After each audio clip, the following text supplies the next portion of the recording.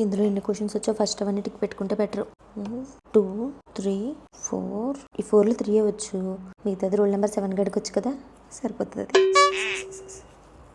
Question number 5 చూపిస్తావా? ఒక పని చేయి, నాకు 1, 2, 3 వచ్చు కదా, ముందు నేను 1, 2, 3 రాస్తాను, నువ్వు ముందు 4 రాయి, నేను ఈ 3 క్వశ్చన్స్ నీకు పాస్ చేస్తాను, నెక్స్ట్ నువ్వు ఆ 4th క్వశ్చన్ నాకు పాస్ చేసి, ఓకేనా? మీరు మొహం కానీ స్లిప్లు ఏమైనా పెట్టినా ఇస్తారా ఏంటి?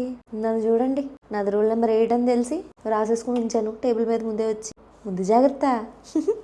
Sir sir sir sir sir ఈ బెంచ్ బాగానే ఉంది సార్, నేను అడ్జస్ట్ అయిపోతాను సార్, నేను ఈ బెంచ్ మీద కూర్చుంటాను సార్, ప్లీజ్ సార్. ఇలాంటప్పుడే ప్లాన్ బి స్టార్ట్ చేయాలి. ఈ క్వశ్చన్ పేపర్ ప్రిపేర్ చేసినప్పుడు వాడి పిల్ల వాడిని తిట్టు ఉంటుంది, అందుకే ఇంత దరిద్రంగా ప్రిపేర్ చేశాడు. దేవుడా, సెట్ ఏ, సెట్ బి, సెట్ సిలో ఏ సెట్టే కష్టంగా ఉంటుంది. ఎప్పుడు నాకు ఆ ఏ వచ్చి చావాలా? నీది సెట్ బి కదా, నువ్వు హ్యాపీగా రాసుకో, చల్లగా ఉండు. సెట్ ఎగ్జామ్ పేపర్ ఎలా ఉన్నాయి ఏంటి? ఇది బ్లూ కలర్ అయి ఉంటే నేను బాగా రాసి ఉండేదాన్నంట, నాకే అనిపించింది. ఇదేంటిది సెకండ్ క్వశ్చన్ M2లో ఇచ్చాడు. ఏంటిది M2లో ఇచ్చారు? M2లో ఇచ్చారు ఏంటి? M2లో ఇచ్చారు.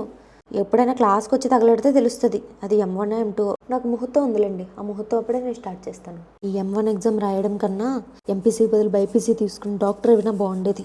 ఈ పాటికి చక్కగా క్లినిక్ పెట్టుకుందాను. ఏంటి పెన్సిల్ కావాలా?